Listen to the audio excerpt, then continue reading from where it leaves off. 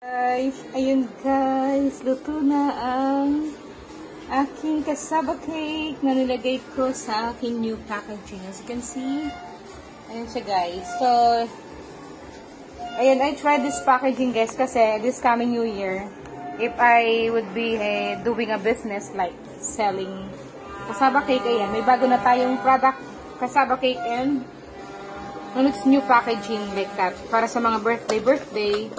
So, diba? So, ito yung ganyan. Yummer. So, yummy, guys. Yummy talaga siya. Ginawa ko yung guys. At meron naman akong yung mga sa gusto lang mag-resell ng mga small slices. Pwede din.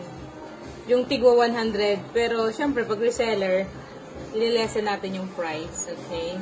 So, yun. Sa mga gusto mag-resell this coming New Year, sa mga office nyo, ayan. Ito naman, sa mga birthday party, diba? Or any important celebration. Like, you want to send this as your gift, diba? Yummers! Yummy cassava cake. Pangregalo, panghanda. Oh, siya. Huwag ka maingay muna, B. It's not yet New Year. Ayan. So, yummy cassava.